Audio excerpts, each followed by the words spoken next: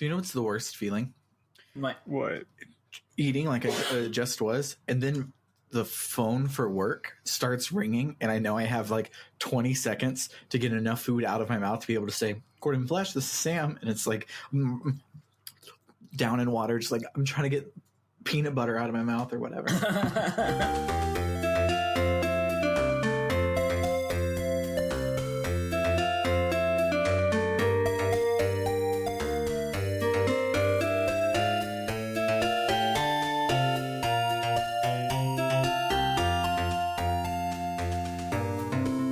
Welcome to RPG Book Club, the podcast where we play a little bit of a video game and talk about how it makes us feel. I am Sam Allman. I'm Elias Sailor Eli Warren. And I am Maddy Grace Webbin. And today we'll be talking about the Septennial segment of Septerra Core, covering everything up until we get through, well, not through Marduk's Palace. What was the last thing we did? I forget where you already said to stop. We cut it short. Was it stopping after? Was it stopping after getting out of the underground? Just now stopping after we raised Shelf 4. That's right. Awesome. Yeah. So stopping after we raised Shelf 4. Only one of us actually fully played this week. Yes. For reasons that we'll get into soon. Yeah. But before we get into all of that, how was everybody's week? I can't remember if anything significant happened. Pretty sure it didn't. So. I don't know, man. I'm doing good. I'm playing more and more FF14 because it's good. Yeah. Well, not a whole ton. I'm not nearly as obsessed. Like when I first got into it last year, y'all remember it was like, "Hi, I'm going to play FF14." A week later, hello again. You might remember me from a week ago. When was the last time I did anything that wasn't playing FF14? But no, it's not. Now I'm being a bit more chill about it. But I'm playing most days, at least for an hour or two. And sometimes it'll be like, it's 2 a.m. It's time to go to bed. Or I could play this game that I haven't played today for an hour, even though it's literally 2 a.m. Other than that, I don't know. I have healthcare now. I got my dental insurance card in the mail today, so I can go to the dentist for the first time in 4 years. I saw my GP about some various things and got some referrals and basically got the ball rolling on my health and all, which is really nice. You stuttered the word doctor. I thought you were stuttering the word dog, and I was getting real excited. And then you said, "I'm sorry," GP, and it wasn't dog, or doctor. I'm sorry. And in addition, my long journey that I believe I've been telling y'all about for a while is finally over. I finally have a place to live with my girlfriend. Yay! We pretty much had that a week or 2 weeks ago, or a week ago, but or 2 weeks ago, really. But we didn't have the lease yet, right? So it was what if something happened? What if the landlord decides he doesn't like us, actually? And I already gave my 30 days notice, so I was technically a little dangerous, but I was 99% sure it was fine. But anyway, on Friday, he finally sends us the lease, except the problem is it's 50 fucking pages. And I felt bad about making my current housemate use, because they let me use their printer sometimes, and I was like, I'm not going to make you print something that's 50 pages long. So I went to UPS today to print it, but luckily I realized I could just print the pages that I had to sign instead of the whole thing, which was still 14 pages. So that's weird that they don't have a digital signature thing. Yeah, I don't know. Feels a little archaic. But anyway, so I printed 14. I realized since it was just 14 pages, maybe I could have just done it at home, but whatever. So I printed the 14 pages just today, brought them home, signed them, and now all I gotta do is it took pictures of them, and now all I gotta do is put them on the internet and make it into a PDF and then send it to the guy and then pay my rent deposit and 4 days prorated rent for the end of this month. And then I've got a place, which is just, this has been a long time coming. I've been looking forward to this moment for a year. And in addition, it's good for y'all because my internet will be better. Oh yeah. Well, that hasn't really been an issue with us much Awesome. lately, but still, my internet will be better, which will be good both for, not having an internet problem in the middle of streaming or in the middle of recording podcasts, and it'll also be good because I can stream at a higher than standard definition. Which is my current streaming resolution. And I could even maybe do something like stream FF14 because I can play an MMO and stream at the same time. But that's secondary to my girlfriend who I love living with them thing. But the part that's relevant to you is that I'm going to have better internet. Yeah. So the point is, life is good and exciting and nice, and I am just simply chilling. And I'm a little sad that I'm not at a Super Bowl party right now because I do love the Super Bowl and football is the greatest sport in the world. However, I have literally not watched a single game of Super Bowl. A single game You of haven't football. seen a single superb owl? No, I haven't. And I have not watched a single football game this season, so I really have no stake in any of it. And also none of my friends like football, or at least none of the friends that are in my COVID bubble, and the ones that do like football are not in my COVID bubble. So, if I can't throw a party and have a brisket or go to a bar, what's the point? Also, I don't have TV, so I would have had to find out how to watch it, right? So all that is to say, I am sad, but I am looking forward to next year when I will have a Super Bowl party with my friends, and I will watch the Super Bowl, and my friends will talk to each other and eat food.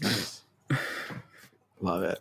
Yeah, this football season has been weird for me because it's not like I normally watch it a lot, but I feel I run into people who talk about it a lot, so I kind of know what's happening and who at least is going to be in the Super Bowl. I literally have no idea who it will be, who's playing right now, because the only football interaction I've had is I'll go to the laundromat early in the morning to do laundry, and in ESPN we were talking about the game from last night, and my only reaction is why didn't you just cancel football for the year? I know. This is so dumb. Why are you doing this? We don't need to watch football in 2020. But No. Yeah. Excited for all of the commercials, the ones that came out pre-game. The Tide Pod commercial with Jason Alexander hoodie. That's the one to check out, folks. I need to look at those. Ken actually wished me a happy Super Bowl commercial day today because he knows I'm not into football, but the commercials are always great. So yeah, I'll watch those. Yeah. So the thing is, this time around, it's the Bucks versus the Chiefs, which the reason why that's a big deal, other than the fact that, both are relatively I don't know teams. either of those teams. I've literally never heard of them. But okay, I know you know nothing about football, but the reason why this matters is that Tom Brady is in the game. Oh, nice. The reason I said that is because it sounds like it's probably also a big deal because those are teams that don't normally go to the Super Bowl. Not particularly. But no, the point is that Touchdown Tom is in the game, and so of course people are going to have very strong feelings about whether or not you should count out Touchdown Tom. Which, spoiler alert, you should never do that. So I only know the Buccaneers exist because of a funny story that's related to video games. So we're back on topic for all of those nerds that checked out for a couple of minutes. But back in 64 days, it was the Falcons versus somebody else, and me and my brother, to get ready for Super Bowl, we were playing I just said for Super Bowl with no article on it. That's my new favorite thing I've accidentally said. So we were getting ready for Super Bowl. It is time for Super Bowl. And we were like, let's play the Super Bowl on NFL Blitz against each other in the morning, and we'll see who's right. And I accidentally, because the Buccaneers, fun fact, are the alphabetical first team on the list in NFL Blitz, I was spamming through it really fast, and I accidentally picked Buccaneers.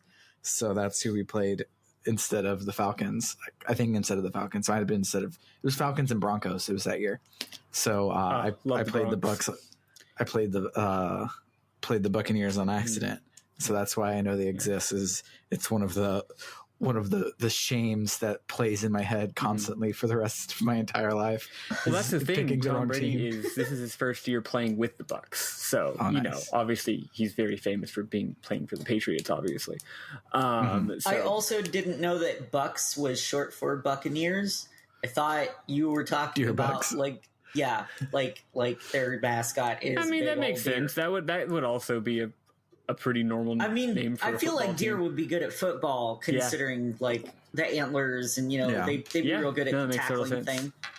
thing. Yeah, my cousin's high school was the Deer Park Bucks. So There you go. those are deer. There we so. go. Yeah. The junior high team is the Deer Park Deer, and that just doesn't strike as much. It doesn't strike near as much fear. Yeah. So anyway, as a longtime Patriots hater, I've always been generally on the opposing side from Touchdown Tom, but I do like the Bucks. So Nice. I mean, again, I haven't watched a single game this year, but like if I were at a football at a Super Bowl party, I'd probably be rooting for the Bucks right now. But like, Okay, whatever, so right? I have a I'm pretty question. sure they're winning by a lot right now. I think. I have What's a your question Eli? because I'm genuinely interested in the answer to this. Yes, they are. What is it about certain football teams that makes them like your mortal enemy? Like why do football fans get so into it and act like these teams are? And I'm not being judgy. Like people act like this. Like, Hey, Well, it's, Eli. scary. It's a lot of reasons. Part of it Eli, is that I'll make might it really be- really easy for you. Hoarder Alliance. I'm neutral. I play both factions. 2, all of my characters are RP'd as faction neutral. You can't ask me that question. It doesn't Okay, work. but you Okay, well, probably clearly you're can not the target understand audience that. for this concept then. I like cooperation. It has a comment. It's a comment. Well, first we of have all, a first cooperative of all, football there's no game? such thing as cooperation in football, and part of it is the fun of you have to pick one or the other, so you're gonna get into it, right? Like it's part of I the, sort of guess. the performance guess. of being into it. But also, it depends. It might be because of where you're from. It could be because of your family. It could be because of certain people on the team that you really like a lot. It could be because of certain coaches or owners. A lot of the time, a lot of teams have certain ways of playing that they're traditionally known for. Like this team typically is really offensive. This team is typically really defensive. And of course, these things shift over time, obviously. They're always churning players and coaches and stuff like that. But there's an institutional memory to them. So, the more you are in the world, the more you just sort of get each team just kind of has a vibe, basically. Now, certain teams are way more than a vibe. Like the Patriots, well, I'm going to the Patriots. Let's talk about the Cowboys. The Cowboys have a reputation for being like really obnoxious, right? Or not just like for being like really pompous, which is really more the fans. But also like it's Dallas, and like I hate Dallas, right? So why would I support the Cowboys? Like they represent a city that sucks, right? But there are there's other reasons. Like for example, the damn it, I can't remember the name of the team. Oh, the Packers are actually publicly owned, which is incredible. So of course socialists love the Packers because they literally are owned by they're owned by the city. And I do believe that like there's something where like citizens of the city can like purchase for a very small for like a small amount of money can like buy a share in the team and like a vote or something like that in their like board. I forget how it works, but like so that's cool, right? That's cool. So anyway, to answer your question, Also, lots of reasons, but once you decide which teams you like and don't like, you just get really into it because it's fun, like fandoms and stuff. Yeah, and as a new resident of Wisconsin, I have to say the Packers are the best team. I've never ever watched anything that had to do with the Packers, but they're listening and they'll get me if I don't say it. They're great. So Packers are great. Coming from this podcast, Yeah, we love definitely the Packers. For Sam's sake, we love the Packers. coming from Texas, where Josie, Catherine, Pete, all of them. Who else is gonna at the Packers mill? Who else is gonna run the sawmill? Yeah. So coming from Texas, where we have the Cowboys, which, as you said before, are obnoxious and pompous, and therefore there's Cowboys merch like in like you will go into a Mexican bakery and everything will be sold in bags with computer labels on it to tell you what's in it, and they will have Cowboys merch for sale in Texas. Like that's just how it works, and it's that, but with the Packers here, and it's weird because it's one of those things that like, of course you see Cowboys merch everywhere. Like that's just a thing I've seen for 30 years, and now it's gone and it's replaced with a lot brighter colors than silver and blue for yellow and green. It's just like everywhere, and it was a weird thing to get through. So I have an idea for when AI gets really, really sophisticated and we can make like actual like robot people like in Detroit Become Human, only better because that never mind, I'm not going to go into all the stuff David with Cage. that game. Yeah. Anyway, but we make co-op sports that are basically like raids, where one team is like an enemy AI, and you have to defeat them in a sports game. Eli, you should get really into Blazeball. But then the bad guys don't have special fun personalities, is the thing. But you can program them into the robots, like. That reminds me of on how I Met Your Mother, how Ted and Marshall are Washington Generals fans, which are the AI bad guys for the Harlem Globetrotters to go in, because the Harlem Globetrotters games are all fake because it's just them showing off their tricks, but the other team is the Washington Generals, and so Ted and Marshall go to cheer on the Generals every single time. They're always like, they're traveling, that can't be legal, and it's a great bit. It's one of those things that like just happens in the background of like a scene every, I have no every memory season. of this, but I believe you. It's so good. As for my week, I'm not playing any more Septerra Core, and it's not because I'm mad at it. I actually really like this game, and I'm really sad that I don't have more time to do it. I just am out of time for the time sink that this game has become. So F's in chat for my Septerra Core playthrough. Yep. It's the first time you've had to quit mid game, isn't it? Yeah. Yeah. You've been far more of a trooper than either of me. I am holding down the fort. I am the last bastion of actual game playing. The also, gameplay, I need your save file. What's that? I need your save file.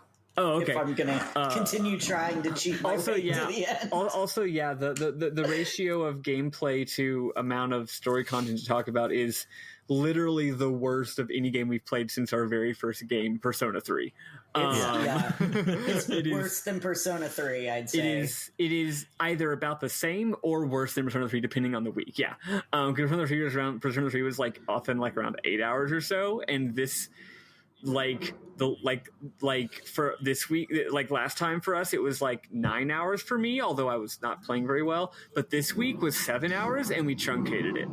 Yeah. So it probably would have been like 10 hours if we hadn't cut it short. So this game is just a lot of hitting buttons. I've started cheating on my stream. Oh, actually, I have lost my Steam a little bit. I have started looking at a walkthrough a little bit.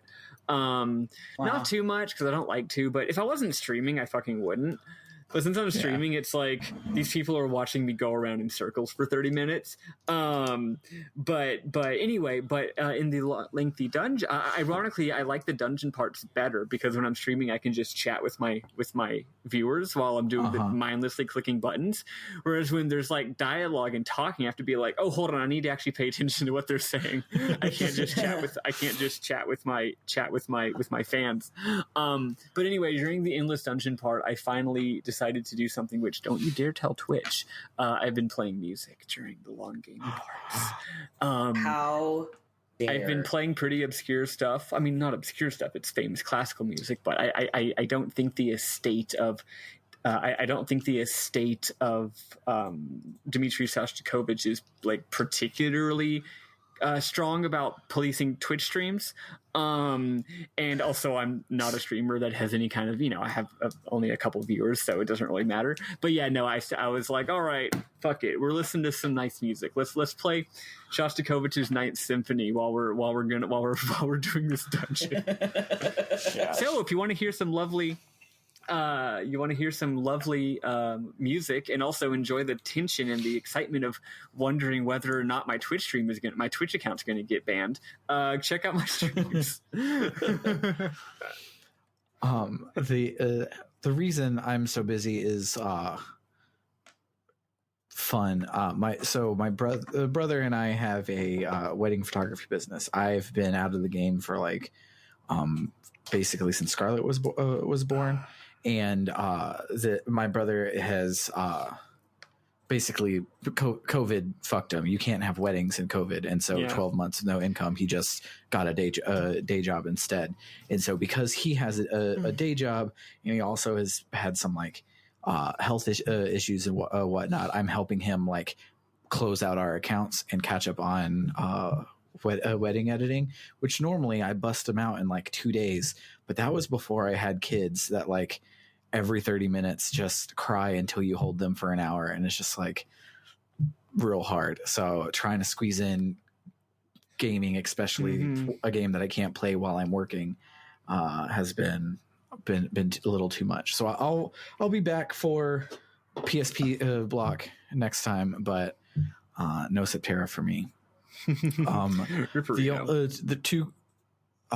two quick other things that have happened this week is me and Summer did a deep exfoliating foot mask, which is it one of the I heard her laugh in the background. Yeah, they're awesome. So what is that you one do, of the ones with the all of your skin peels off at once? Yep, it's super gross. God. It's super good. My feet are softer than they've been in years. Oh, it's very disgusting, but the end result is amazing. But they're little booties, and you put the booties on for 90 minutes, and then you take them off and you rub the excess goop, rub it in, moisturize your foot with it, and then you basically don't touch your feet for 7 to 10 business days. And at the end of all of that, you just start flaking like you had a bad sunburn, and all your calluses fall off, and your feet are soft and delightful. And but your calluses are keeping your feet from hurting so much when you walk around. Yeah, but they also have gotten so bad on me that they catch my blanket when I'm trying to sleep. Okay, fair. Yeah, it's real gross. Feet are gross and disgusting. Yeah, they are. Why? How did they find this thing that just causes skin to slough off? That sounds just absolutely horrific. Yeah. And the worst part about it is our entire apartment is now covered in feet because as we've been walking today, it's just big old chunks of our feet will be falling off. So it's real gross, but I highly recommend it. This is the episode where Sam made Eli throw up. Yeah, this is disgusting. I hate all of this. Also, I don't know, man. God. I don't know.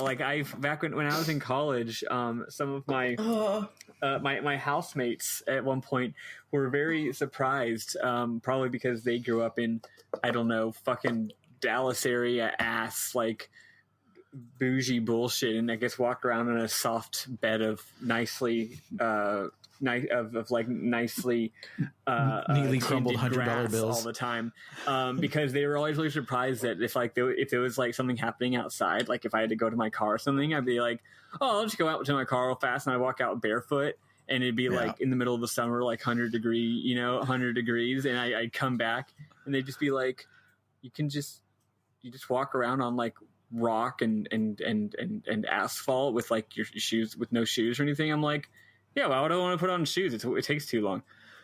Yeah. I can't imagine that. So yeah, if I ever lose my callus, I'm gonna hurt myself. Yeah, I normally am like that, but then I moved to a place with snow, so I'll put on some shoes now. It was one time that I was like, the trash is just off the porch. I just have to walk across the porch, throw the trash in the can, and come back. I'm not putting on my shoes. And it was the worst decision of my entire life. It was so freaking cold.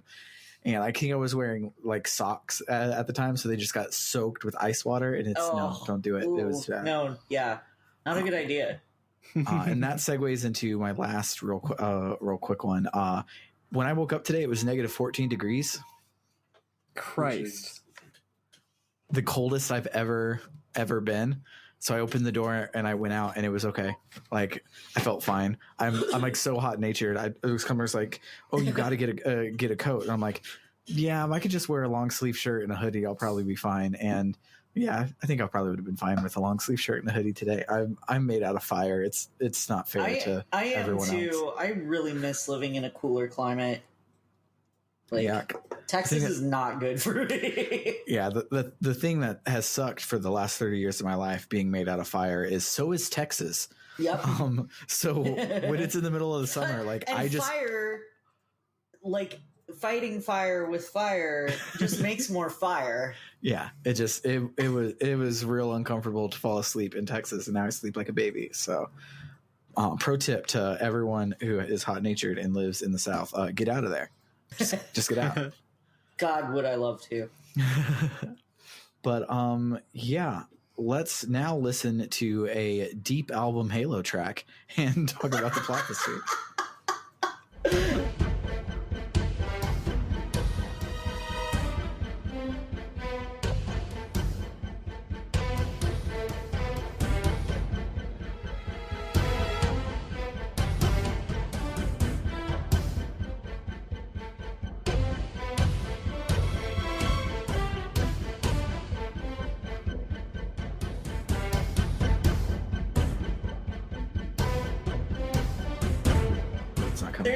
There's like a dozen different battle themes, and we've played through all of them at this point. Yeah. Like, and that's pretty much the only music. Like, I don't even understand. And there's so many different fanfares. I don't get that either. Like, yeah. Why do they not just have a single, like, you won fanfare? Well, it's the fanfare is actually really cool. It's like Legend of Dragoons. It finishes the phrase of the song that was just playing. Yeah, I actually think that's pretty neat.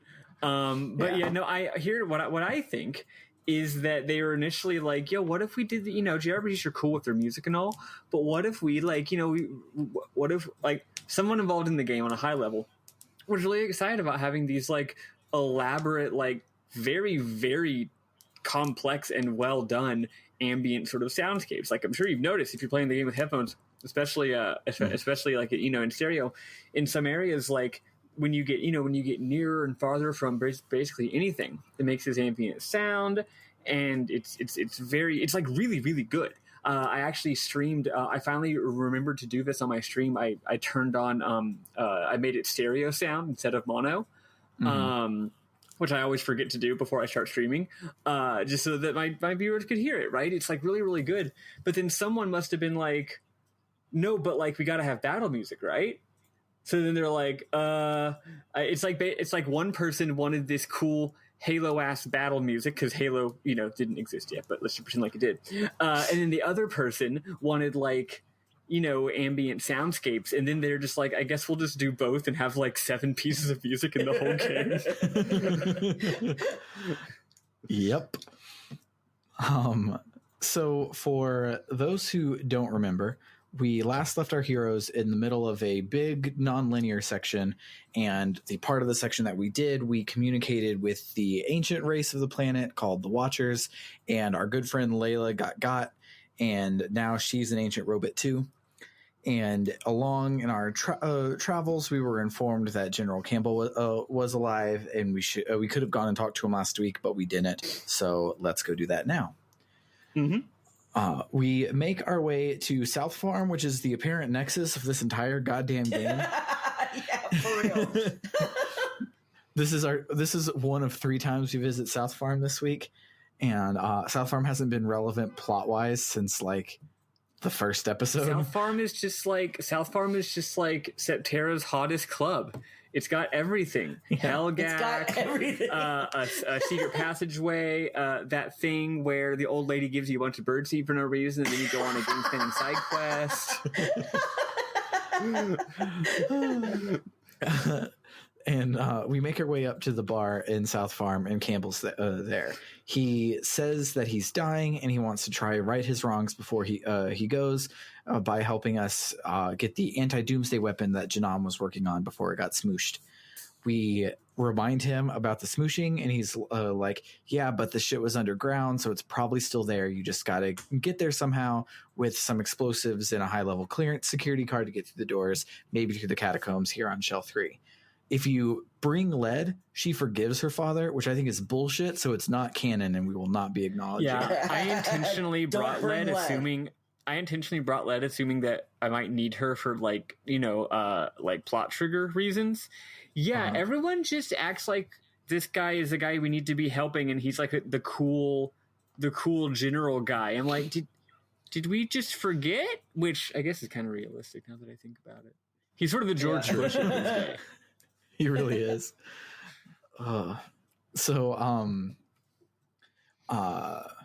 To find the security card, you can go and get it on the Tiamat on Shell 5. I already had it in my game one of the few times we went there prior. And then for the bomb, if you're Maddy, you solved this puzzle on accident by chasing a rabbit down a wrong hole. I did. Like 6 weeks ago. And so you go to our good old cranky friend on Shell 7 at the mining colony thing, and he says that he's sick and he needs some medicine, so he won't tell you where the explosives are until you get him the medicine. Half of this quest was left on the cutting room floor because after you actually get him the medicine, he hands you the explosives. He doesn't tell you the dungeon that he's alluding to that you have to do to go get them. Yeah. But the medicine is made using a Hellgag bone. You can use the flute one that you have if you want to, and a mortar and pestle, and the antidote herb that we found way back in Prano. If you didn't grab it way back when, you still can go and get it on Shell 1. But now that our cranky bro is better, he gives us some explosives and a pickaxe. So now we go back to Shell 3, enter the catacombs, and we stay here for the most of the rest of our lives. Yeah. So the catacombs proper, because we basically carved our little way through it back in the day, but now we do the big thing, and it is a 3-section dungeon, none of which seemed interesting. Is that a good read on the catacombs part of this? Yeah, it's pretty. About it. It's lever pulling simulator. Just as always. It was more of this game's favorite puzzle style, which is a 2-layer maze where you pull levers, where the levers become pathways, but they also become walls. They're pathways if you're up top, and they're walls if you're down bottom. Actually, you know what? A lot of these lever dungeons, it's kind of like some 3D Zelda dungeons where it seemed like a quote-unquote puzzle, but really you just do the only thing you can do at every juncture. Does that make sense? Yeah, it's usually a water temple where you're like raising and lowering the water levels. No, that's not what I mean. Like water temple, you have to think about what level to put the water at. I'm saying most Zelda dungeon rooms, you go into the room and you do the one thing that you can do, and then after it's closer you do to the Shadow Temple. Yeah, the Shadow Temple is a thing you can do. The game's like, okay, now there's a button, and you're like, okay, well, I'll hit the button, and then the game's like, okay, now there's a thing, and you're like, okay. So what I'm saying is, in this game, most of the time, you go down the only path you can, and then pull the lever, and then the level transforms, and then there's pretty much only one other path you can go down. This dungeon broke that, actually. This dungeon had a few parts where it had one specific room, the third room, where I was like, oh, I need to think about this, actually. Because I'm trying to get here, and if I pull this lever, even though the game led me to it, it actually sort of blocks me off, so I need to go around this loop. It was nice. It was cool. The game doesn't... Nice. Again, it actually made me think a little bit instead of just being go to the thing that is in front of me and then do the thing. Nice. But yeah, other than that, uninteresting. At the far end of the catacombs, we make our way into buried Jinam. Everything is surprisingly intact, except for all the grotesque body horror and zombies infesting the place. I will say it gets its own sub-world map like we get sometimes, but it's interesting because that's the first time it's ever happened in the middle of a dungeon. Yeah. It's kind of cool. Like normally you go on the world map and then you click and now you're in the sub map, but this is like we just went through a dungeon and now there's a sub map. Kind of cool. It actually really it gave me the impression of it I think dramatically portrayed the idea of like we've gone literally below the world plate and now there's this huge city that's completely underneath the ground. I wouldn't say underground because of the way Septerra works, but it is under some ground. Yes.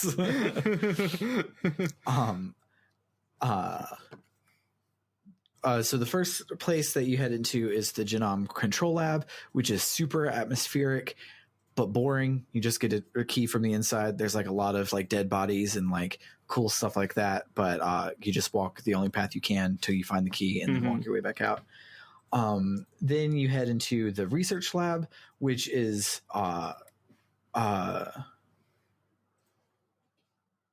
just you just pull levers, but this one it does have the cool thing where when you go and get the item, you can't backtrack, so you have, instead of going there and back again, you go in a circle, which is at least the nicer way to backtrack.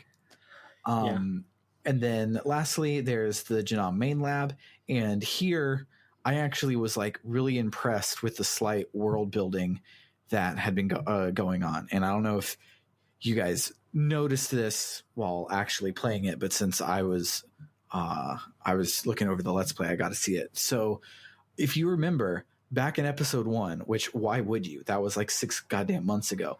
But back in episode 1, it was established that zombies are not a natural thing that just happens in Septerra. Like in Final Fantasy, you die, you're a zombie. That's just what fucking happens. Here, that's not natural. It's because the place was cursed by the necromancer Drax, the boss we fought earlier. So we've gone this far fighting exclusively zombies these last couple of things, and you're just thinking, yeah, I'm in the graveyard. Of course there's zombies. So you like forget that that's the thing. So then when you show up and fucking Drax is there and he's like, you've been killing my army that I've been raising to try and take over the main world. It's kind of like a subtle storytelling, which this game doesn't really do a lot, which I thought was nice. Cause like the pre-renders in this game are amazing and they're really, really nice. And it was kind of great that they were using them for storytelling finally. They've just been nice places where storytelling happened before, but now they like told a story with it, which I always love. Yeah, I had one small comment about these 3 dungeons. This dungeon did something. Actually, you know what? The previous dungeon did this too. The game has gotten to a vibe where the number of battles, like per, I don't know, square foot of dungeon is a lot less.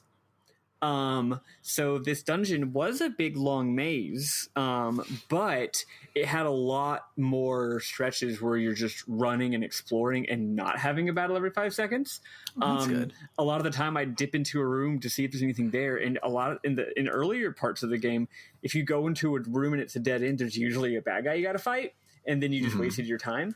And in this game, a lot of the time it's just like, no. So a lot of the time, like, yeah, it's 3 entire dungeons, but I would probably fight. And the battles that are there, generally they're not. A lot of them you're able to sneak around them without too much trouble. So, and I really prefer that. I prefer that to the like fighting 10 billion battles. Right? It's like no. You soak in the atmosphere, you enjoy the graphics, you enjoy the navigation of the mazes. It's a lot more fun to navigate a maze when you're not fighting battles constantly. Right? Yeah. So by making them a little more rare. And also making them avoidable using stealth. It was nice, which also the battles were actually pretty hard, which was nice, which was interesting as well. But yeah, so nice. That's just another shift. I didn't like any of the dungeons as much as the ones from last week. We talked about how much we loved last week's dungeon, but I did enjoy the more chill vibe of being able to run around without battles for lengthier portions. It was cool. How was the Drax fight for you, Maddy? Oh, I have no idea. So at this point, I think I mentioned last week, the game all of a sudden magic is useful. Like last week, all of a sudden it was like, oh, these status spells are actually really good and I should be using them. Well, this week, there kept being a bunch of enemies that had super high defense and lots of health, which normally means you're underleveled, but in this case, I knew I wasn't. And this game doesn't really have difficulty spikes. This game is actually usually pretty chill about tracking with your level. So I was like, I guess I'll try using magic. And so far in the game, there haven't really been a lot of enemies that are like, oh, I'm weak to magic or whatever. That hasn't really been much of a thing. Or if they have been, it hasn't been worth doing anyway. But that was the entire week. So for all the battles, I've learned a lot of really cool spells in case either of y'all are curious. We got a new spell called Berserk, which does what it seems like. It berserks the enemies. So you know how in Final Fantasy, Berserk makes it where you can't control your character, but you're also more powerful, but you still most of the time attack the enemy. It's just that you can't strategize. Yeah. In this game, Berserk is confuse. Oh. Like, Berserk is, you're going to be attacking your own dudes a lot. Like, it's way worse than FF, because FF you might do it on purpose sometimes, and this is like, no, you do not want to be berserked. So you can berserk enemies, but if you combine the berserk card with the law card, Law of Marduk, that makes a really, really powerful magic spell. I would suggest both of y'all experiment with this, even if you don't need to, because the graphics on these higher level spells are really fucking cool. So just like cast it to see what happens. It like disintegrates the character into a zillion pieces, and then they reform. And then it does like 600 damage. I mean, it depends on the enemy, but yeah. And then if you combine those two also with the attack all, that makes the supernova spell. But if you attack Law and Berserk with, or sorry, it's called Chaos. Chaos is what it is. If you combine Law and Chaos with Mirror, it makes a spell called Black Hole. And Black Hole, not only is it the most powerful spell in the game, at least as far as I can tell so far, and attacks everyone, it does a fuck ton of damage. It has a really short animation. That's nice. Yeah, it's like pretty quick. So it's like wham, bam, boom, they're dead. And at this point, you can afford to buy literally 99 MP up. So you just use an MP up item every battle, and then in between battles, and then you use that, and it probably doesn't kill them all instantly, but it might. Maybe you got to hit them one more time, now they're dead. I say most powerful in the game. I'm pretty sure the summons are probably more powerful, but with the summons, you got to think about what element should I use, and also like the animations take so long. So most of the time, I would just be using Black Hole. Anyway, the point is, once I figured out how these powerful spells work, every boss this week was just buff myself all the way up, put a shield on me, put haste on me, put slow on the enemy, even cloak myself. We can cloak ourselves now. And remember how it was insanely OP and annoying when the enemies use it? It's equally OP when we use it. So if you cloak yourself and shield yourself and haste yourself and slow the enemy, there's no danger. And then you just cast your incredible powerful spell over and over while someone restores your MP for a while, and then they die. Completely uninteresting, although it was interesting figuring out how to do all this, figuring out that you can do all these things. So that's cool. Also, fun fact, in this dungeon, I think I mentioned before how this game typically has really shitty loot. Like a lot of the time you go out of the way and you just get like a fucking potion or whatever. In this game, in this week, at one point there's a dungeon and I could see that there was an alternate route to go, and it was kind of quite a bit of a ways. And I was like, this is a pretty lengthy way to go for just a dead end and some shitty treasure. Maybe it's got something good in it. So I go and I do it, and you get 2 entire spell cards just in a fucking chest. You also get Maya and Badu's ultimate weapons in this dungeon, which if you didn't get them, it's not worth it to go back and get. No, I'm not going to.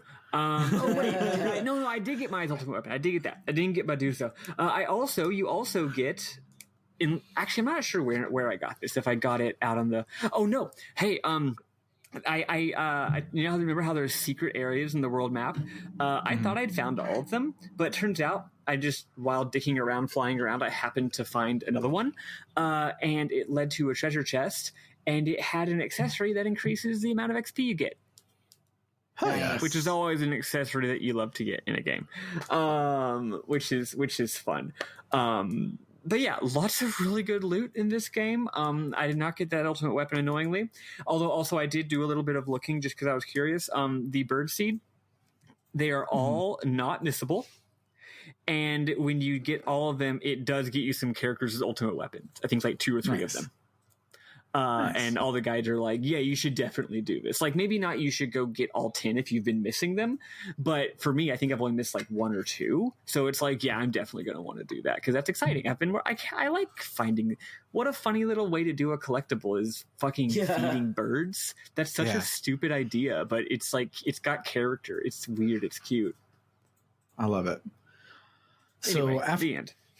After the fight, we get the anti-doomsday device, and Caleb shows up, and he's like, I followed you here so I can trap you. I'll never let you leave. But we dive through the door that we just had to do 3 dungeons to unlock and lock it behind us. So, sucks to be Caleb. Also sucks to be us because a horrible fate. Yeah. Also sucks to be us because there's no shortcuts, so we have to go backwards through all the dungeon we just did. Yeah. So thanks it's like Jane, another hour of dungeon. Jane McAllevy. Ugh.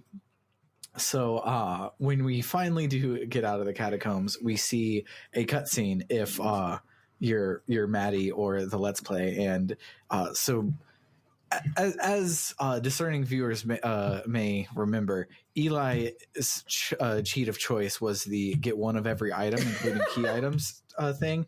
So every now and then it'll break his sequencing. And normally it's no big deal where it's just like he'll talk to somebody and they'll be like, oh, thank you for doing the quest. And he's like, oh, you had a quest? Whatever. Yeah, but, yeah, pretty much. What's the quest? This time it soft locked his game and he can't actually progress. Yeah, so, I went in to I used the Jinam key to get in. There was no boss there. Caleb yelled at me, and then we ran away from him. And then I made the harrowing, long-ass journey out of the fucking catacombs, and no cutscene happened. Yep. Wow. And that cutscene is the trigger for Layla to point you in the next right direction. So Rip. Sweet. Fun time. Give you my save. Speaking of the game glitching, I had 2 glitches this time around, which is weird because the game has some clear design issues sometimes, like with triggers and quest direction. But for me, very few actual glitches. Actually, I can't think of a single one that I've had. But there were 2 this week. There was a minor graphical one where a tile was going over me instead of under. But that's like fun and cute, and I love it when that happens. I had a good time. And then the second one, though, was twice this game. Twice I was in the middle of a battle, and I would get a straight up like Windows message like, the game encountered a fatal error. Hit OK, game crashes to desktop. Twice. Oh, and the weird thing is that had never ever happened prior to this. And both times it happened were in difficult battles, and I believe I was doing magic spells, but it wasn't like a certain spell causes it. There wasn't any consistency to it as far as I could tell, because it only happened twice. The first time I did lose a bit of time, maybe 20 minutes of play, which is annoying. After that, of course, I was like, I gotta make sure I'm saving really often. Obviously, you should be saving often. So the second time it happened, I think it happened during the battle with Drax, maybe, and I had saved right before the battle, so it was fine.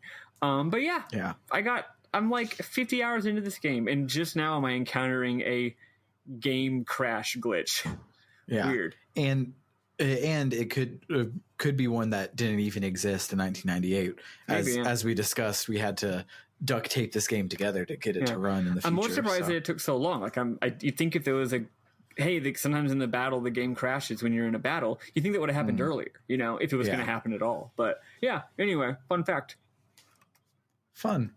So when we do leave the catacombs and we see the cutscene, in the cutscene, Doskias gets a report that Caleb is locked in the bottom of a dungeon for the rest of his life, and Doskias is like, "Fine, I'll do it myself." So he mobilizes his fleet of precisely 3 ships to come and kill us, and we get a spectacular FMV of us flying away from the graveyard right as Doskias shows up to destroy us.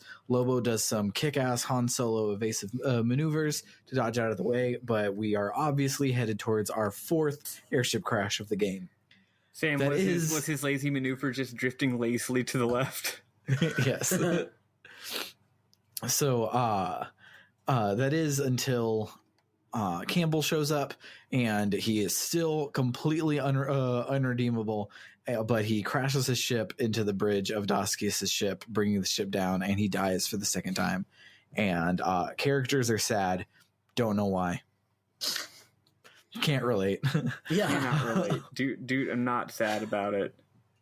Yeah. So we take the anti-doomsday device back to Layla, who says that it won't be able to stop a doomsday brain, as we saw last time. Even killing it doesn't stop it once it's set off, but it might slow it down so that we can evacuate the shells, which is great because shell 4 is about to get got.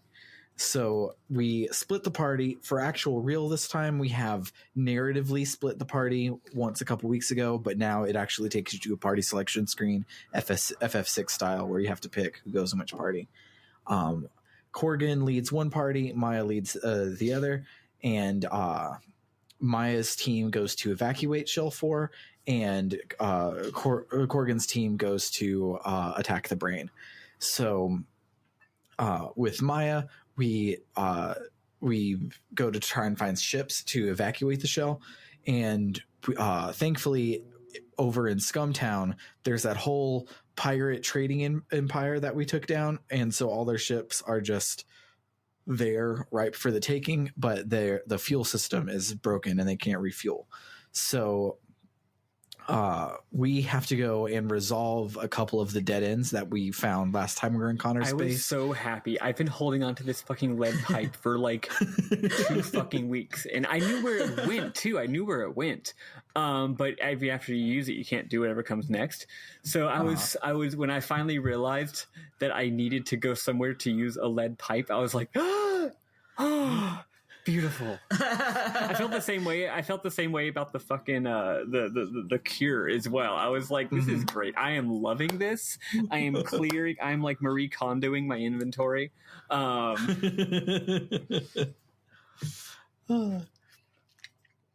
So yeah, we head to the mountain path in Connor's base. The guy at Scumtown gives us a key so we can get in, but there's some invisible force blocking our way. Luckily, we have the spray paint from Liberated Wind City. Hopefully, if you missed it, this is a completely obtuse hint. There's no way I would have thought to go to Wind City and find graffiti on the wall and pick up a spray paint can. I just randomly picked it up at some point. Thank goodness. Yeah, because there's no way I would have found that without a guide at this point. Yeah, not at all. Luckily, I know I picked it up. Eli, of course, has it because he has everything, and I'm glad that Maddy didn't get stuck here.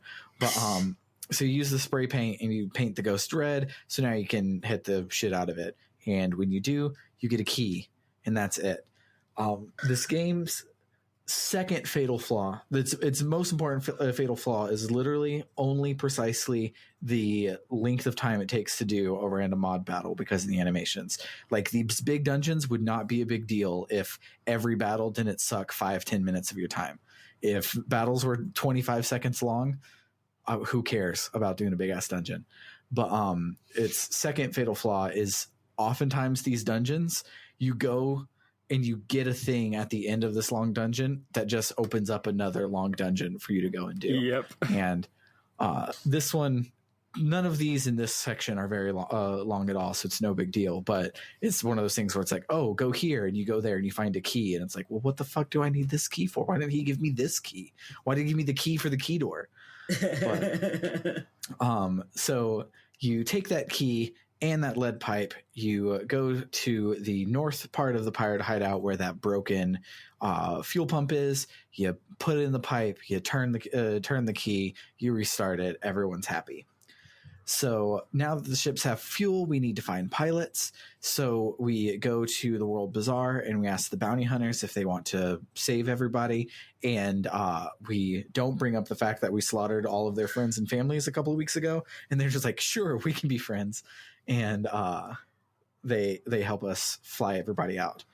So meanwhile, on the ship, Corrigan and company are taking.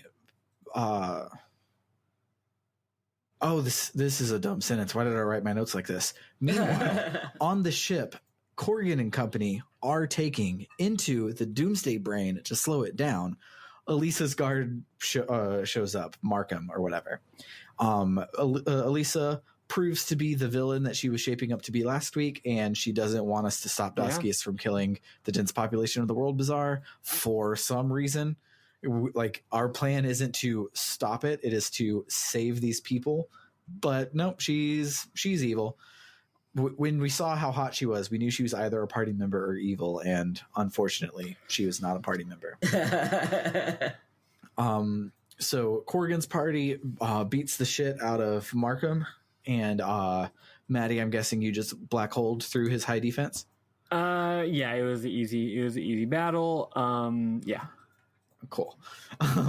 So back with Maya, Elisa herself shows up, but she's not talking anything about the anti-doomsday device here. She is after Maya to get the ancient chosen talisman that she gave us, or that the Watchers gave us, and said that we would need someday. And she said that she has the other half of it. And what did she say she needs it for? She doesn't say. Okay. Maya asks what she needs it for, and Elisa says nothing, just fights us. So we black hole her until she dies. And as she's dying, she says that her people must have been successful in destroying the Jinam device because Shell 4 has started to rise. So we take her half of the chosen seal from her corpse and get the fuck out of Dodge. And we don't get a FMV of Shell 4 being destroyed. It's just gone. It's really a shame. Yeah, because those have been really cool cutscenes. But it is now gone. And this is where we are ending for the week. It's a fairly short week because it was like a long-ass bit of gameplay to get through all those long dungeons. And because of that, we're going to do... So, spoilers, it tells us nothing at this point. We go to talk to Layla because that's what it does when it tells you nothing. And she tells us that we have to go and get a big thing to stop Doskias. And she's like, this is the final battle. Yeah. So we're going to do the go get the thing next week, and then we'll do the actual final battle week after. So we're adding a week, which just gives people more time to vote on which PSP game we're playing at www.rpgbook.club. It's that thing where the game is like, you have to get the magical doohickey of heroes in order to save the day, and you're like, cool, let's go on a side quest to get the magical doohickey of heroes, right? But apparently it's a relatively long pain in the ass. Also, trying to be clear here, Elisa definitely dies here. It's none of that. It's none of that ambiguous thing. They set her up as the evil villain's daughter, and then it's like, oh, maybe she's gonna join our party, and then she's like, no, I'm bad actually. And then we fight her, and she's dead now. So, I mean, maybe she'll come back as a watcher or something. That would be pretty cool, actually. That'd be a pretty shocking twist. Or a crazy, fucked up zombie. But it seems like she just died. Yeah, seems like we just straight up killed her. Yeah, but hold on. So yeah, because it would be ridiculous if a character who we straight up kill partway through the game comes back as an undead and is the final boss. That would never happen. Nope. That hasn't happened in a game we played on this very podcast. What? Which one are you talking about? Final Fantasy X. Oh, okay. You forget about this, but we straight up murk Seymour less than halfway through the game. I forgot. Yeah, the second time he shows up, he shows up and does I think it's actually might be the first time. He shows up, does his villain thing, and we fight him. And instead of doing what most games would do, where we get him to low health and then he runs away, we just kill him right there. He dies. Oh, yeah. And then for the rest of the game, he came back as a zombie. Yeah, and everyone's really in the world is mad at us for killing their religious leader. I remember that. Yeah. It's actually really shocking that you would do that in a game, because you're just like, oh, we just killed that guy. Okay. I thought you were talking about Lavitz at first. I was like, he wasn't the final bad guy. There was another, are you Lavitz was a very good boy. Wait, are you saying that the final bad guy in that game wasn't Zombie Lavitz? Because I thought it was. I was really misinterpreting things. Yeah, because Melbuframa is an anagram of Lavitz. Yeah. It's just Lavitz backwards. It's true, yeah. Write it down. You'll see. So yeah, let's listen to some more Halo songs, and then we will talk about our memorable moment.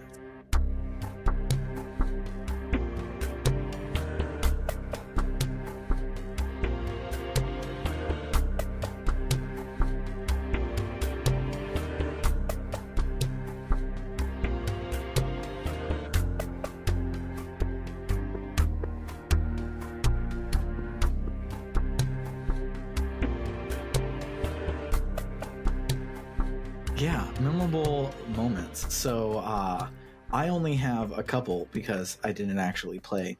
But so you have to use Aram, your demolitions expert, to use the explosives to get through the catacombs. And when you blow up the first door, he goes, "I love it." Which is He great. actually does that every time, except I skipped it after the first time. Well, But he it's actually funny, said something. He said something slightly different the second time, but I can't really? remember what it was. Huh. Yeah. And then I just skipped it the third time because I was like, whatever, fuck it. Yep. It's really, like, this is unnecessary. Yeah, and then my other one was just how really cool the environmental storytelling of like all these people who like the people in Buried Jinam are dead, and it's not just like, oh, it was a massacre. They're all like pushed against the walls from like the centrifugal force and everything, and it's really cool. I really thought that was dope. But those are the only two that I picked up on. Anybody else have any more? I feel like I had a couple because I recall. Excuse me. I recall screenshotting a couple things during the game, but now I don't see them. So maybe I don't know. Maybe I didn't hit the right button for screenshot, which is a shame because I thought there were a few I really liked. But I do have still two. One is I love the design of the ship, the airship. It's like, I don't know. It doesn't. Most of the airships in this game look very sci-fi. I mean, I mentioned before this game. I think a lot of this game's world design is very clearly inspired by the Panzer Dragoon series. Mostly in vague ways, but there's a few specific ways you're like, oh, this is definitely not just me imagining this, right? But instead of looking like weird sci-fi ships, it looks like, you know, like an air ship, like FF4 style, where it's like, this is a fucking wooden ass old timey, you know, pirate ship, but in the sky this time, right? The graphics, I really like the pre-rendered graphics for it. It had like everything was like wood, and then everything was like big rope, you know, like things being like rope wrapped around things and netting and stuff like that. There's a hold with a bunch of, I guess, like shipping containers or something. And they're all held down by these big, like tied down by these big ropes. Just really like the graphics there. It was cool. In addition, when Elisa dies, I noticed did y'all notice she's holding some weird disc in her hand? And I don't mean like the item that we get off of her that's important for plot reasons. I mean like just part of her sprite. She's just like holding a weird little disc in her hand, and I was going to send it to y'all, but I just realized that I don't have Discord open on this computer. I might actually, I'll send it to you in a second. But yeah, she's like laying on the ground, and her hand is like a little yellow. It looks like he's holding a frisbee. I don't know why she's holding a frisbee. I don't know what that frisbee is, but it was funny to me. I never noticed that. Yeah. I'm going back to it right here. Yeah, she's definitely holding a frisbee. I am now sending the frisbee. Oh, it's going really slow. Fuck, never mind. Oh, in battle she uses it as a like she's holding it like it's her weapon in battle. Yeah, see, so. I figured it was probably something like it was either like a magic or she was attacking us with it, but like I don't know. I mean, the battle animations you can't really tell what's happening in the battles sometimes. Yeah. So I didn't notice it till the battle. I didn't notice it till after she died, right? Even though, I mean, I kind of reverse engineered that was probably the case. Yeah, I don't know. Maybe it's like Final Fantasy, you know, sometimes in the later Final Fantasy games, instead of characters using like swords or daggers or bows, you know, in later games, it's like, oh, I'm going to attack you with a blitz ball. I'm going to attack you with a ball. I'm going to attack you with a jump rope. Moogle. that reminds me, like, I didn't talk about this at the beginning. Final Fantasy 14 has announced its next expansion. Yes! Oh, yeah. Some of the new features. It looks so dope. Oh my gosh, it looks fucking awesome. I wasn't able. Excited. Mm-hmm. I'm excited for the new classes. Yeah, I wasn't able to watch the announcement thingy because I had work at the exact time that it started. But while I was working, whenever my student was doing something that I could, I mean, you know, it's really, sometimes it's hard to stay focused on things when you're working from home, right? So sometimes when my student was doing something I told him to do, I would click over to Twitter and just see my entire feed, just all the gays were just so excited about everything. Yeah, you know, I've never played a magic class at all, and I haven't been a healer or a magic person, but holy fuck do I want to be the like healer Sage. Gundam lady with the fucking Gundam funnels. Like, holy shit. I need that class specifically because I RP a doctor. Nice. So it would be kind of perfect for him. Yeah. Yeah, I'm really excited to play that expansion in 3 years when I catch up. I would love it if I could actually catch up with the story by the time that comes out so that I could experience it with everyone else. But no. You've got time. I'm not even through A Realm Reborn yet. Though I am close. Yeah. I just did the stone the dragon place. Oh yeah. At level 40. Stone Temple Pilots. That's right. I just now defeated the dragons. Stone Vigil. I just now defeated the Stone Temple Pilots in combat, so like I've got a lot more to go. Stone Vigil. Yes, that's the one. That one. Yeah. Anyway, yes, we're all very hype about this. Incredibly. But Eli, did you have anything from this week? I remember a time I wasn't playing this game. Is that a memorable moment? We are almost through it. I know. I'm sorry.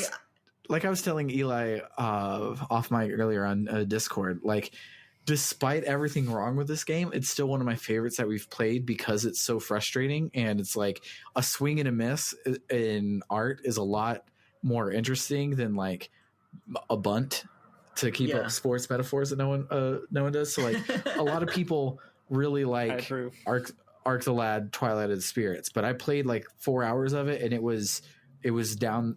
It was a fastball down the middle. Just I guess I play baseball a lot. Jesus Christ, but just a down the middle, no big, no risk JRPG, and that's okay. It's fine. Those are okay, but we just talked about how much I love Ledger of Dragoon, and it's one of those. But when somebody throws you like a fucking knuckleball, curveball, like bright pink with spaghetti on it, I meant to say confetti streamers, but spaghetti came out.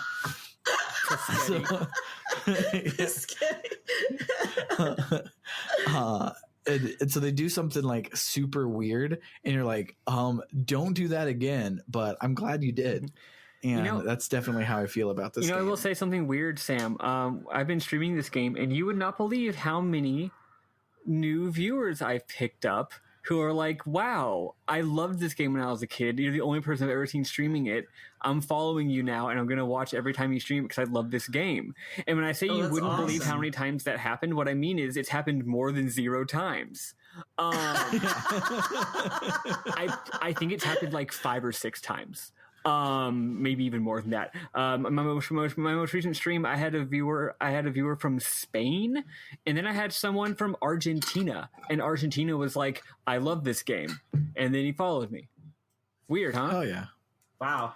This game that I'd never even heard of, despite being the one who is usually heard of things, turns out not only is like it's got fans out there who think it, who find it really special to them. So how neat. Yeah.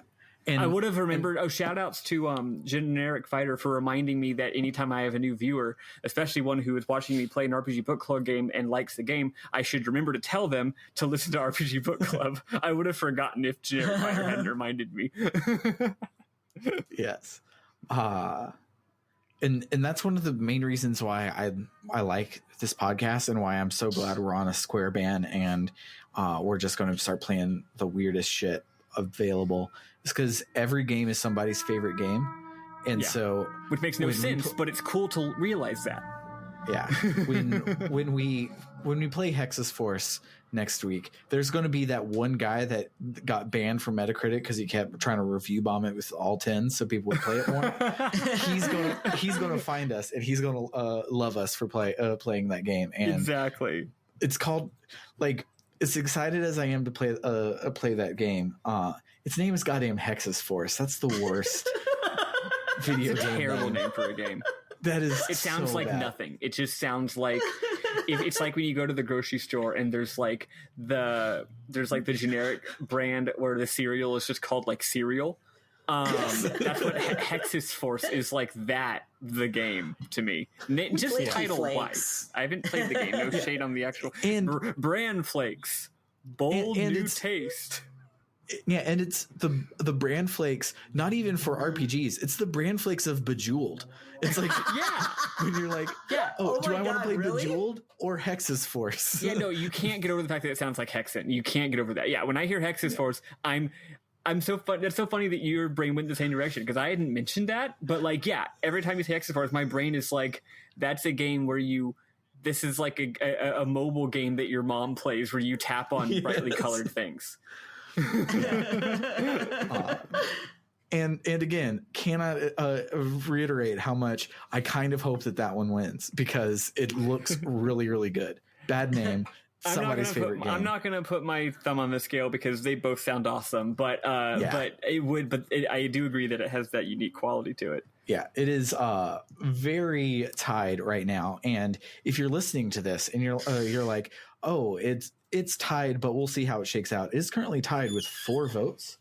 So it's real easy for if you like either of these games, if you want us to play the Bejeweled game, you can go and vote at RPG Book Club, rpgbook.club, and your vote will count.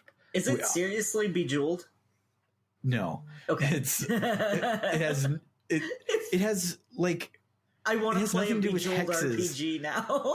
It's puzzle. The original Puzzles and Dragons is actually really good. That. Okay. But I've heard the game's good. But yeah, so if you're hearing this and you want to put your hand on the scale either way, we have almost no votes this time around because nobody's heard of either game.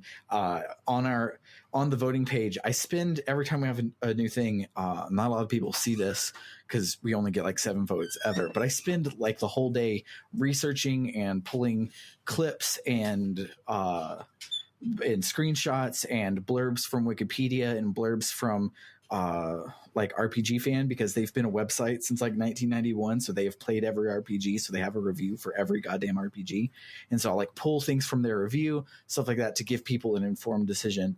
And so go and read about these games, see which one sounds cooler, looks cuter, and vote for it because your vote definitely matters this time. Mm-hmm. Also, I'm going to announce it now because that'll make me have to do it. But yes. So this year, one of my goals is to build the brand, as it were. And 2 of the ways I want to do that is I want to actually go through with merch and making cool stuff. Our old shirts kind of sucked. Probably won't have those. Or I'll keep them on there because it's all drop shipped, so it's free to keep them up there. But the new merch idea that I have is just a bunch of like RPG text boxes and like make them true to the game because I'm a perfectionist and of course I'm going to do that. But it's going to be like the text box that says, "Oh no, my God from Legend of Dragoon and just have RPG Book Club underneath them. So if you like the stupid shit we keep talking about for 3 years, we've said toodaloo as goodbye every goddamn episode since July of Persona 3. But if you like our fucking references, you're now going to have them on shirts. And that's awesome. And also, I don't even think you guys know about this because I've been talking with Bernard and Matt about it, but we are going to have Ko-Fi exclusive episodes for Podcast no Kiseki, where we finally that's what you want. You want exclusive episodes. That's what you do. But none of what we currently do would make sense for that. Yeah. So me, Bernard, and Matt are going to play a little bit of the longest continually running RPG series. Like each one is a sequel to the last one that I've ever fucking heard of. The Legend of Heroes Trails series. If we run out of the Trail series, we will also play the not unrelated, just Legend of Heroes other 5 games.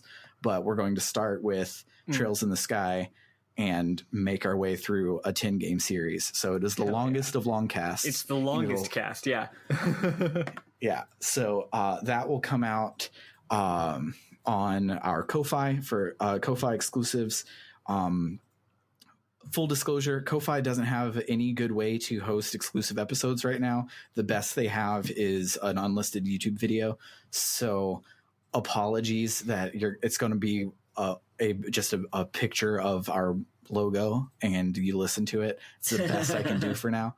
But so it's going to have that. I'll also have a download link if you want to download it and put it on your iPod or whatever the fuck. But they'll go on Ko-Fi and be exclusive there for like 3 months. And then we'll eventually come to the thing. So if you're like, oh, I love you guys, but I don't have enough money to pay every month, you still can get Podcast no Kiseki. We're just going to be talking about like memes that are ancient by the time that it's a free episode. But yeah, now that Longcast is getting out of the way, I have some room to reinvest my time in the podcast in a cool way. So those will be coming soon. All of that on the Ko-Fi is at www.rpgbook.club. So check us out there. And then also, like every other podcast asks this every time. I think it's annoying to ask for it every time because it feels disingenuous. But apparently, like iTunes reviews do help because magic background number bullshit. They do actually. So if you want to go and toss us a review, I'll start reading them on air. If you want a way to pimp your own stuff, you can just go and say nice things about us. Yeah, do it, and then I'll talk about it. But Speaking of pimping stuff, I have to say it every week. Just a reminder to go to search for Dungeon Bitches Kickstarter on the Googles and go check out the Kickstarter for my girlfriend's. It's not theirs, but you know the Kickstarter that my girlfriend is working on, called Dungeon Bitches. I did misspeak earlier, by the way. Last time I said they were doing a few things that they weren't actually. When I said what their involvement was, I said a few things that they don't actually do. And they're like, "No, I'm not doing that." I said that they were doing quote like some art, whereas the answer is really like they did art. They did like an art. Saying some art made them feel like I was might make people accidentally think that they were like the art director or something, which they're not. Though they do like an art, but anyway, no, they're mostly the editor and manager and other stuff like that. But anyway, check it out. It has blown past its initial goal, and its stretch goals. They had to invent new stretch goals for it. Currently, it's a hell of a deal. If you pay, I think the $35, that is the like main back. That's like you get a PDF of the game and all of the expansions. And after the game actually launches, the expansions are going to be sold separately. Right. And because they hit all of the stretch goals, there are 3 entire expansions that this is going to include. Hell yeah. So like, people who backed back when it was only at 5,000 are now getting significantly more game than they had initially thought that they'd paid for. So take a look at the game. If you think it looks interesting to you, even though they've already hit their goal, I mean, just from a personal self-interest standpoint, you're saving. It's a great deal to back it, as opposed to deciding you want to buy it later and then regretting that you didn't back it. So go ahead and do that. It's got like 8 days left. They invented a final stretch goal that is really cool. Check it out. Though if they hit it, they'll have to invent another one. So who knows? I wouldn't pretend to know what they might have in store. I don't have inside information on that stuff. But shout outs to my GF Mixtress Khan, and shout outs to Sarah and Emily, who are all making a wonderful game that I hope that you all take a look at. Thanks. Nice. Shout outs to, because I always like to shout out when we get new Discord people, and we had new Discord people. I just forgot their name. Going and checking Missing Screws. That's their name. Shout outs to Missing Screws. It was hilarious. They joined right as I was like, I just had posted a question. I was like, hey, I really like Star Trek, the genre, as well as Star Trek, the show. Like, what are some good Star Trek genre things for me to check out? And then they showed up, and I'm like, hey, welcome. Same thing I ask everybody, what's your favorite RPG? And they're like, Star Ocean. I'm like, oh, hey, a Star Trek. I forgot about that one. Let me add it to the list. But shout outs to them. Good to have you. Love to have people in the Discord. A link to that Discord is on our website, which for the 4th time this week, I will say, is at www.rpgbook.club. LMAO. And come and hang out with us. Other than that, I'm gonna stop talking now. So for RPG Book Club, I am Sam Allman. I've been Elias Sailor Eli Warren. I'm Maddy Gritchwebben. Bye, everybody. Toodaloo.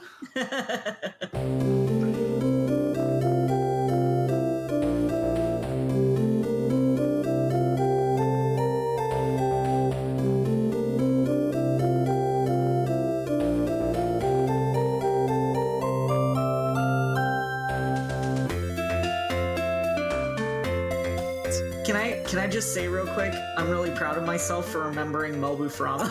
I was actually just thinking, I can't believe you remember the name of the villain of that game, because I sure didn't.